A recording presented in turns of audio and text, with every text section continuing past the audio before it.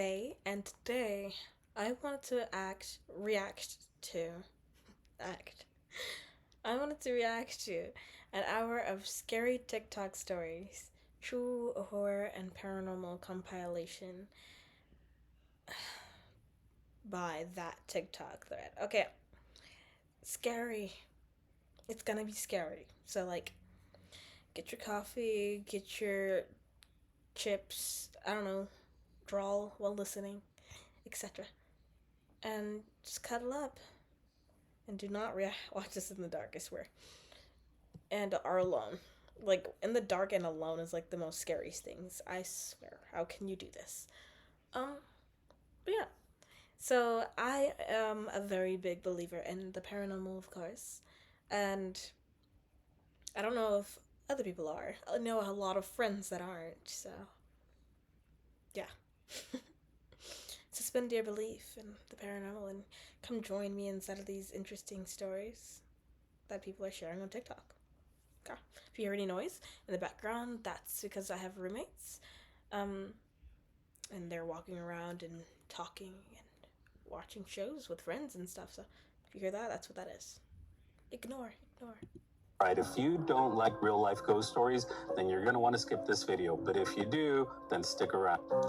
When I was a kid, my father started dabbling with the occult. He joined a group of Rosicrucians, which is a witchcraft cult. And he would bring some items to the apartment where we lived in after work, and he would go into the bedroom, lock himself in. If we were in there, he'd, have us leave.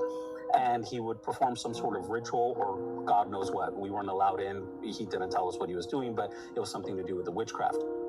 Strange things started happening in the apartment, but eventually my mother left him, and we had to move in with family, and of course we were very poor, so we all shared a bedroom. My mother and my sister slept in one bed. I slept in a smaller bed next to them. One night, I remember waking up at about 3 in the morning. I had been waking up at about 3 in the morning every night for a while, but on this particular night, I woke up and I was just laying there awake, and I had turned and I was facing my mother and sister's bed, when suddenly I see this blue light come out of my mother. This bright, brilliant, indescribable light that I've never seen before or since. When this light came up, it was like my mother laying there on the bed, and this thing just came up like this. It sat up. It was what you would call a ghost, a spirit, and it was my mother. Same hair, same face, I think you saw her same torso, arms, and because it was sitting there, the blue in her legs, it was still just sitting there, like inside her legs, but her torso, she kind of sat up on the bed with her arms back, like when you're about to get up out of bed, and it's staring forward. And I guess it sensed that I was looking at it, and so it turned to look to me. It was like, and when it looked at me, again, the visible appearance of it was identical to my mother, but there was something strange in her look. It didn't have the look that my mother gives. It didn't have that same stare, that same glare or look that my mother had. When a loved one looks at you and they're not okay, anyway, it was off. It was foreign. It was strange, and it was looking at me almost as if it was confused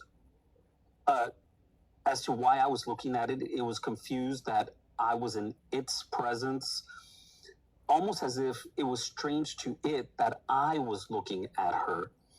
And this freaked me out, of course, after a few seconds. And I guess after I absorbed it and processed it in my 5-year-old mind, I began to scream bloody murder. And it looked at me, it was so looking at me, and when I started to scream, it just kind of went, and it turned back forward and it laid back down. One of the things that really stood out to me was as bright and brilliant as this thing was, it wouldn't give off any light. It didn't give off light into the room, onto the wall, onto me. It was all contained there. And it was the most brilliant blue light. I've never seen anything like it before, anything like it since. It was a blue, almost like this color blue, but just imagine super bright. And so after it laid down and I started screaming, I jumped out of the bed and I went over to my mother's bed and I was trying to find comfort in her, but she wasn't waking up. I was basically dancing and jumping around on the bed, and it roused my sister, my older sister, who was at the time 12. And she just kind of was like, "What's wrong? Go back to bed." And I guess she thought I was having a nightmare. The next morning, I go up to my mother and she's getting ready for work. She worked at a restaurant, and I'm trying to tell her about what happened and if she remembered what happened. And I said, "Mom, can I tell you something?" And she said, "Not now, mijo, I don't have time. I'm getting ready for work." I tried the next day, and apparently I tried for about 2 weeks, my mother recounts, because after about 2 weeks of me going up to her saying, "Mom, I got to tell you something," it hit her and she said, "Okay, what's wrong with this kid? Something's on his mind and he needs to tell me something. I better pay attention." And so I recounted the story that I just told you, and she had zero recollection of this. Of course. And that was strange. And she asked me to tell it to her more than once. Over the next, few weeks, she was just shocked. She told family about it. And the story didn't change because it's a memory. It's not a story. So even years later, we remember this. This is one of the things that stood out. These things, when you're dabbling with things like witchcraft, these kinds of things will follow you around for years. This is one of many experiences. That's weird. So if you're interested in hearing more about this, let me know. Drop a comment. Let me know what you think about what I just told you about. And tell me if that would freak you out. Of course. It would freak me out. Stitches and tell me if you've ever had an experience with the Ouija board. I'll go first. So I was 16 years old, and I had a bunch of friends who were all into different variations of witchcraft. By the way, there's one thing I will never mess with, and that is a Ouija board. Those things are nothing but evil. And spirituality. And I had this one friend in particular, I'm going to call him Joe, who was heavily into witchcraft, but I don't think he really knew what he was doing. I think, honestly, he just listened to a lot of Marilyn Manson, but that's not the point. So Joe had a Ouija board. And he claimed that this Ouija board came from Salem, Massachusetts. And if you know the history behind Salem, Massachusetts, it just adds a little extra flavor to it. But I can't verify or deny that it actually did come from Salem. Anyway, we were all over at his house one day, which, by the way, his house gave me the creeps. A good portion of our friend group thought that his house was haunted because he was probably dabbling in some shit that he shouldn't have been. So there was about 6 or 7 of us over there that day at his house, and he pulls out the Ouija board and he's like, "Hey, let's contact the ghosts." And as soon as I laid eyes on the board, I did not get a good feeling from it. Mainly because I grew up in an Iranian household, and our elders always told us not to mess with shit like that. So I immediately was like, I'm not touching that thing, but I'll gladly watch. 2 of our other friends from the group were also like, yeah, we're not touching that either. But the rest of them decided to play the game. So we go down into his basement, and by the way, his basement was really creepy. Just a little backstory, like, it always was very cold, and his dogs wouldn't go down there, and sometimes they would just stand at the top of the stairs and just bark randomly into the darkness. And I trust animals on shit like that, so I didn't get a good feeling, but they wanted to do it in the basement, so we were all in the basement, and I'm just walking around. Everybody else has their hand on the planchette, and Joe starts, like, talking shit to the Ouija board. Like, he literally starts going, like, "You're a little bitch. Are there any little bitches in the room?" And everyone else thinks this is hilarious, but I did not get a good feeling from that. Like, my first thought was, do not anger whatever is in this house. But anyways, after they get done laughing about it, one of our other friends who's also playing with the board is like, "Hey, ask it a real question." So Joe was just like, "Oh, okay, fine. If anyone is here, prove it." As soon as he said that, something in my gut told me to go back upstairs and get out of the basement. So I quite literally hauled ass up the stairs, and I could hear him asking this again, like, "If anybody's here, prove it. Is anybody here?" As soon as I get to the top of the stairs, I make eye contact with my other 2 friends who were sitting in the living room who did not play the game. I hear the sound of electricity behind me and glass shattering. And the friend that I was making eye contact with at that moment, her eyes got really big, and I turned around and it was pitch dark in that basement. I kid you not, the light bulb that they were sitting underneath exploded and shattered. onto them. Like, a couple of our friends downstairs were like freaking out that there was glass That in their is hair. actually And from pretty what I normal for a understand, Ouija board. they didn't finish the game. Because from what I understand, you're supposed to put the planchette on goodbye to close the portal. And they did not do that. And one by one, as the years went on, bad things happened to every single one of those people that played the game. And I'm not going to go into detail because these are real people and this was a real experience, but the bad things that happened ranged from like death to felonies. Hey, you can take it for what it is and leave it for what you think it isn't, but that was my first and last experience with a Ouija board. And I didn't even touch the board. Now, I'll never judge anybody who plays with Ouija boards. That is completely on you. But you will never catch me touching one. I'm not doing that. Not a me thing.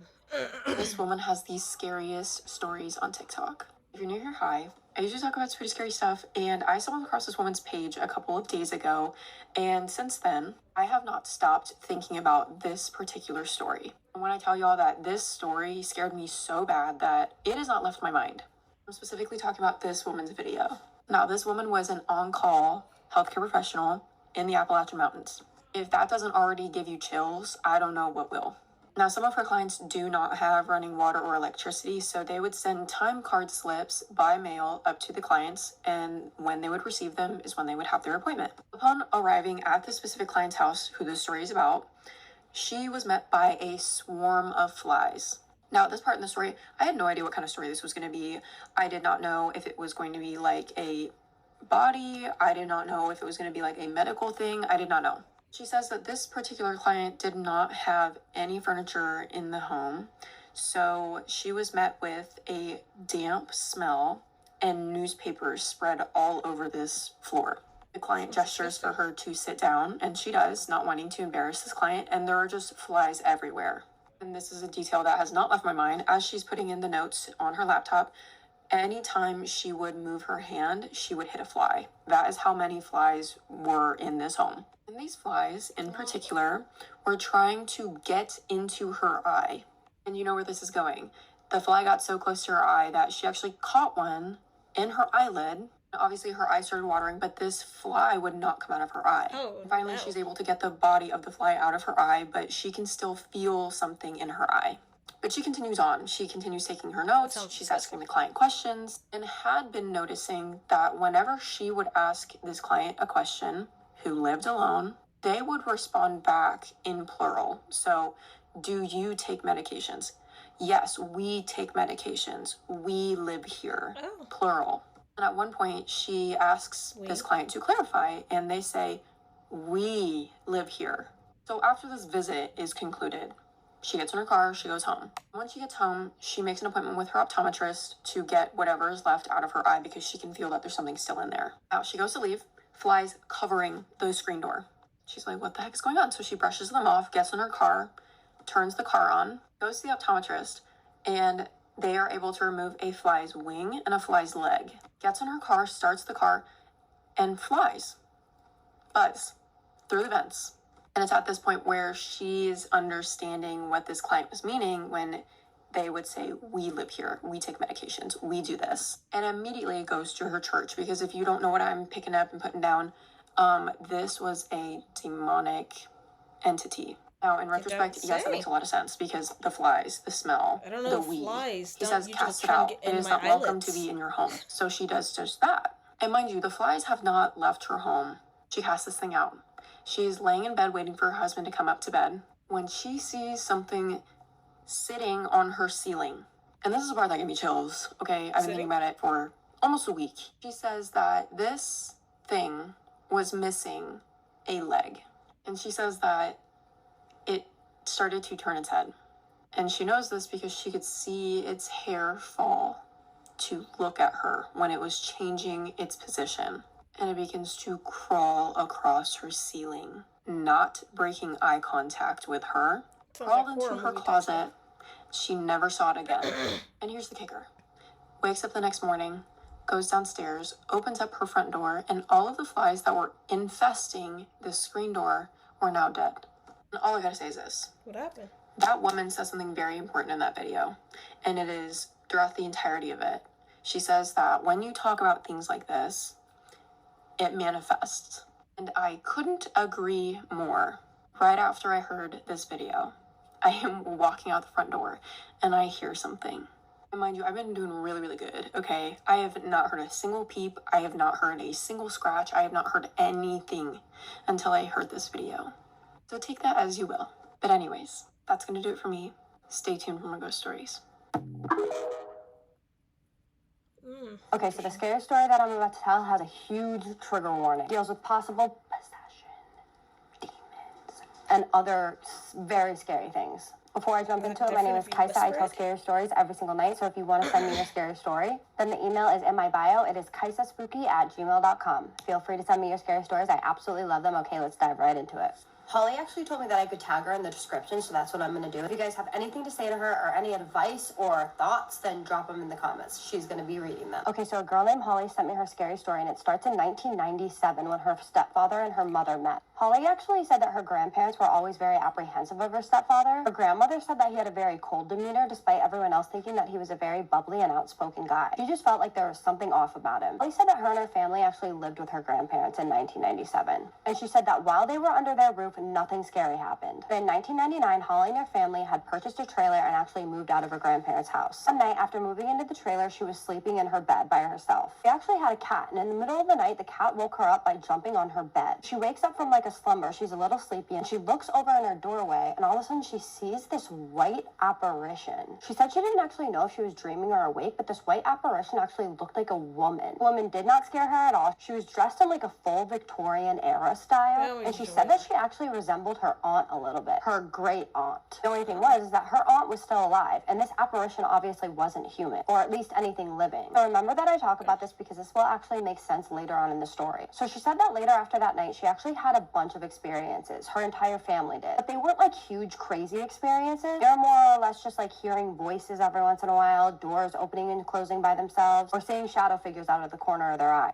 Now, most people would think that this was scary, and this is scary, but it is absolutely nothing compared to what happens to this family later on. So after 2002, Holly's little sister is born, and she said that this is when things really started to amp up. Holly's stepdad had 2 other boys from a previous marriage, and Kevin really stepped it up after her little sister was born because her dad was a truck driver, or her stepdad, and he was gone a lot, so he was constantly helping out with his little sister. One day, Kevin was on his computer playing computer games as he often would. The computer was right in front of him on a bay window. He's just minding his business, playing his computer game, when all of a sudden, he hears bang, bang, bang on the front door. Now, these knocks were so loud that he actually thought it was police officers at first, but obviously there were no police officers. Holly said that you could see the storm door from where he was sitting. The storm door to get to the main door was not open. No one was at the door. No one. Not long after this, Kevin is at work and her dad is on the road as usual. Her and her mom are sitting in the living room playing Nintendo. And all of a sudden, her little brother comes into the living room and says, "Yes, Mommy?" Her mom looks at him confused and she's like, "What?" And her little brother is like, "You just called my name." And she's like, "No, I didn't." And he was like, "Yes, you did. You yelled for me." And she was like, "No, I didn't." And then Holly was like, "No, she didn't." So they kind of push this to the back of their mind because they're like, okay, and they let it go. They go back to playing Nintendo, and he goes back in his room and starts playing with a G.I. Joe. When all of a sudden, her little brother, Donovan was his name, comes running back in the room. He's like, "Mommy, Mommy, there's a man outside my window, and he wants me to come outside and play with him." Holly said that in this moment, her mom looked like she completely froze. And later on, her mom tells her that she went completely numb. Her mom slowly gets up. She goes to go into Donovan's room. And as she's walking into his room, she hears, "Donovan," in her ear. There was no man at the window. Now, when her sister is old enough to babble out some words a year or 2 later, she would wake up screaming and crying in the middle of the night, saying that there was a man with red eyes in her closet. The creepy thing about this is that she actually shared a room with her mom and dad. So she was seeing this creepy man in her mom and dad's closet. Fast forward to 2008, and now Kevin has moved out on his own. It's now just her, her mom, her stepdad, her little brother, and her little sister. She's 14 at this time, and one night they all decide that they're going to go to Texas Roadhouse for dinner. Afterwards, they come home and they take their dogs out to go to the bathroom. Said they were little Pomeranians. They were really nothing to be afraid of, and they would normally just go outside as usual, go to the bathroom, and then come back inside with absolutely no problem. On this particular night, her stepdad took them outside in front of the house, and they bolted towards the back of the house. Now, Holly said that there was actually a creek in the back of her house, so her stepdad goes and runs it after them to go pick them up. Now, it's important to note right now that her stepdad is a big dude, big stoic dude, does not scare easily, and is just kind of intimidating himself. So her and her family are sitting inside when all of a sudden her stepdad runs in, and he is bawling his eyes out. He is absolutely hysterical, and he says that something appeared to him. He was standing across the creek. It was black, about 7 feet tall, and had red, glowing eyes. Sound familiar? So he's absolutely losing his ever-loving mind. But her mom seems to calm him down, and everything is okay. He is at least as okay as he can be for the time being. And everybody is safe in the house, and they all go to bed. So now, the next part of the story is a Saturday. Holly is just sitting in bed alone talking to her boyfriend on the phone. All of a sudden, the storm door flies open, and she hears that bang, bang, bang again that her brother had heard previously. It was loud and fast, and this was around 1 a.m. She then eventually gets off the phone with her boyfriend after he tries to convince her that this is just a figure of her imagination, when she just sees a figure pacing back and forth in front of her window. She said that she was so scared that she couldn't move, she was sweating, and she was frozen. Now, a couple more things happened. Like, her sister got a little bit older, and she started seeing the red eye man, too. But things are actively starting to get a little bit more intense and darker and eviler. Is that a word? I do not know. But one terrifying night, she's on the MySpace alone in her kitchen. Everyone else is sleeping. It's about 4 a.m. When all of a sudden she sees her parents' bathroom light turn on, but she doesn't hear anyone get up. And all of a sudden she sees her stepdad slowly walking out of the room in like the creepiest, slowest manner. Doesn't really think anything of it, except for how slowly he's walking is a little creepy, until he walks into the kitchen and he just stares at her. Just stares. Before she actually looked up at him, she actually asked if he needed anything. Well, he was just standing there. But he doesn't respond, and so she looks up and she sees him just standing there, and his eyes are black. She said that he stood and stared at her for a couple of seconds, felt like a couple of minutes, before he just turned around and went back to bed with her dumbfounded. This would be the beginning of her stepfather's just downfall. And it gets darker, it gets scarier, it gets like bad. But we are at 8 minutes and 42 seconds right now, so I have to stop this video and make a part 2. Part 2?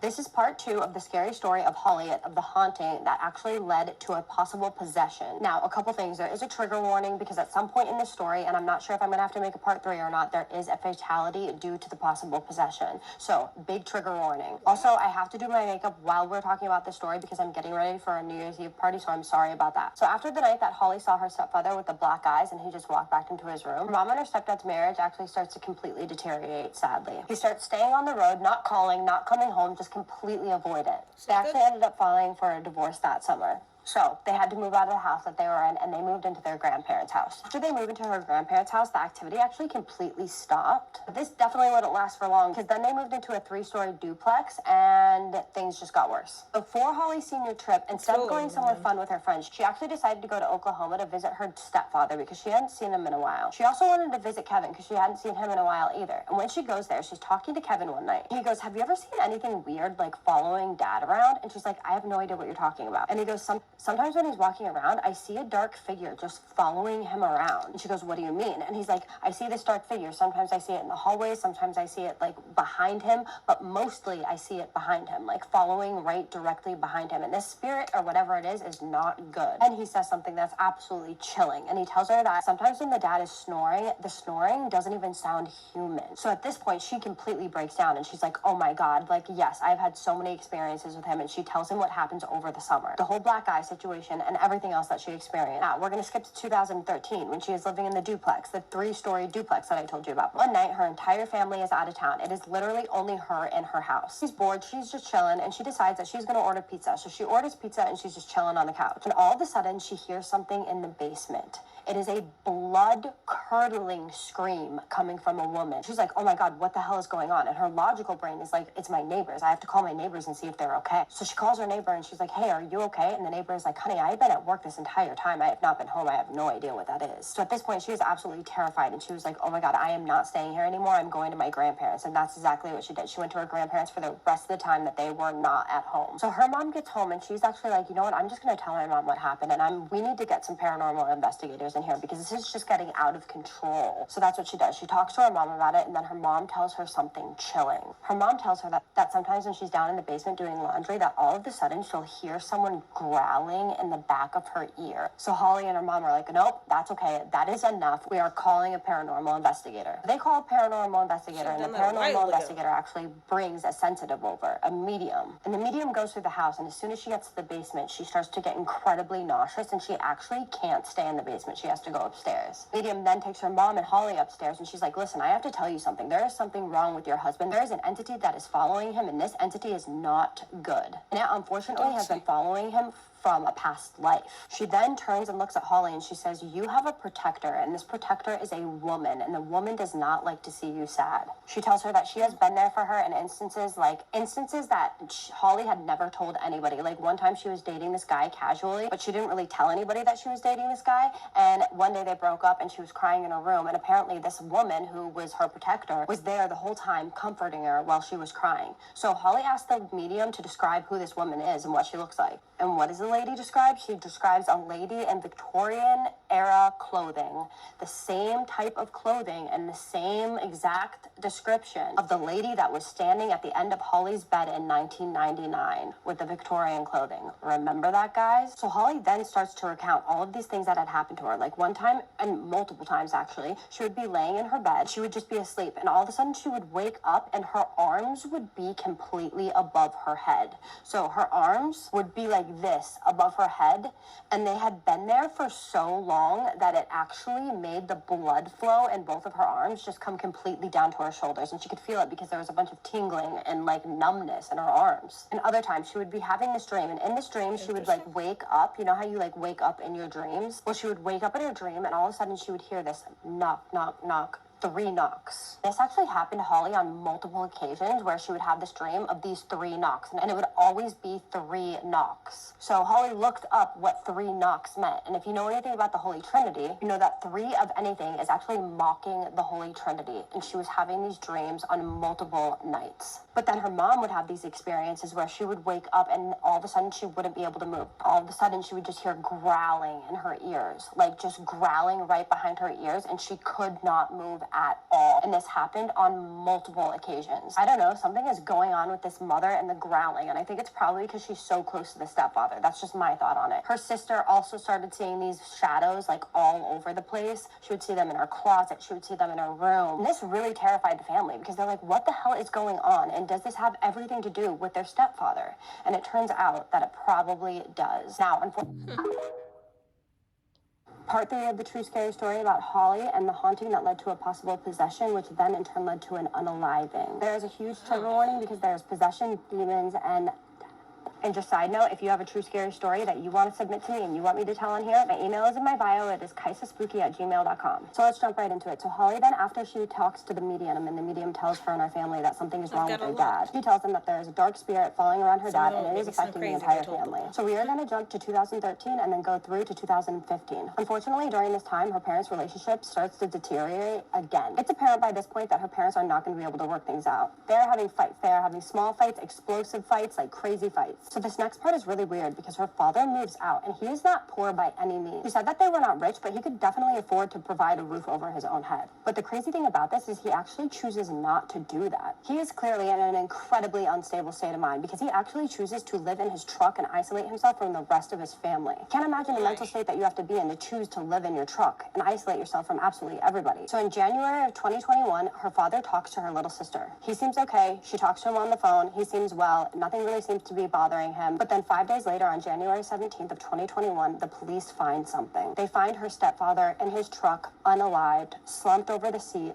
he had been unalived for a few days. The official cause of death on the death certificate was cardiomyopathy. He was only 54 years old, so unfortunately, this entire family suffered an incredible loss. Not only that, but they couldn't help but feel like this dark entity had something to do with his passing. So this poor family had to go to a 54-year-old's funeral. After Holly left the funeral, she goes home, she walks through a door, and she smells something. She smells her stepfather's Old Spice cologne, and then she notices something else. Her laundry door, it's popped open, but she hasn't been in her apartment for over a week. Nobody has. At this point in her life, unfortunately, Holly starts experiencing sleep paralysis, and I mean talking like sleep paralysis for about a year. It would always be when she was lying on her back, normally is how it is, and she would distinctly feel something crawling on her bed, just crawling like this, just on her bed.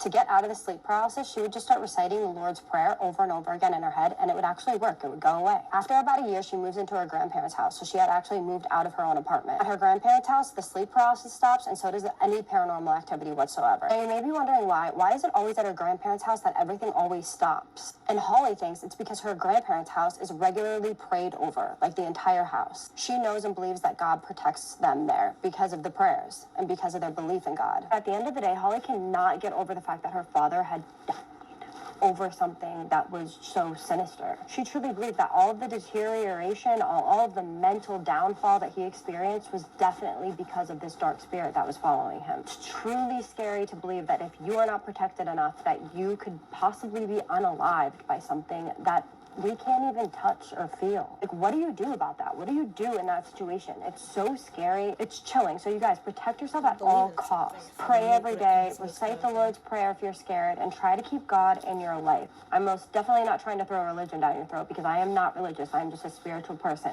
But I do believe that protecting yourself spiritually is absolutely necessary. That's been necessary. Y'all ready for another creepy-ass story time? Yeah. This is the night where the devil decided to pay our little club a visit. Oh yeah, by the way, there is also a story that happened to me and my sister and my mom a while ago when we were kids. So my sister, it actually happened to her, not me or my mom, but it was about my mom. My sister was sleeping, just woke up. It was probably super early in the morning, like 2 a.m. or something. Inside of our very first house that we ever lived in. It wasn't a real house, but it's like an apartment duplex situation. And my sister was scared. So instead of sleeping with my mom and me inside of my mom's room, she was sleeping on the couch right next to my dad's bed in the living room, because my dad never liked to sleep inside of a room. He likes to sleep inside of living rooms, not actual rooms. So he was sleeping on the bed. She was sleeping on the couch. That couch it showed directly into the hallway, which also led directly to me and my mom inside of our bedroom. And the bathroom is right there. So it's like me and my mom right here, and then there is the bathroom right here, like on the other side, and then there is over here, like right here somewhere. Boom. Like right here would be where my sister and the bed and the couch is. So she's sitting here, and then she is just, just kind of waking up randomly and just like looking around like confused. Why am I up? It's night. It's super dark. I should probably go back to sleep. I got class in the morning or something like along those lines, since she was a baby. She was like 6 years old or something, so starting elementary school, somewhere around there. And then she got a strange, scary feeling all of a sudden. And that is when she just looked up into the hallway. And standing right there was no one other than my mom. And my mom, actually, she had red eyes. That's what my sister said. She said she had red eyes. She looked at her, and then she just slowly went into the bathroom. She didn't shut the door, didn't turn on the light, or anything. She just went in the bathroom while staring at her. And then my sister was scared by that so much that she just went, she cried a little bit and then went back to sleep. And then in the morning, he told my mom and me, and then we were like, no one woke up in the middle of the night put on red eye contacts or anything and went into the bathroom. My sister did say that she went and like peeked into the bathroom after like 3 or 2 hours of just sitting there and crying. And she said that there was nothing in that bathroom, so that's weird. I just thought it felt familiar because it was said red-eyed, and that's exactly what that thing was. And it's also around the time where we were just constantly watching a hunting, and probably took some liberties from what we were saying out loud, or things like that. Anyways, we have come to the end of this video. I wanted to make this one 30 minutes long. So, tell me what you think in the comments. What do you think I should react to next? Leave some recommendations in the comments. What do you think of these little short clips? What do you think of that last 3-part story? That was really good. I actually found it very interesting. Kind of sad, But yeah. And tell me if you want to hear more stories from me, because honestly, I have so many, it's not even funny. And some of them might even sound a little like fake, because I just have so many. I've lived through so many like paranormal thingies. It's whatever. Some recent ones that are weird too. Alright. I think I'm gonna go now. Ready? Bye!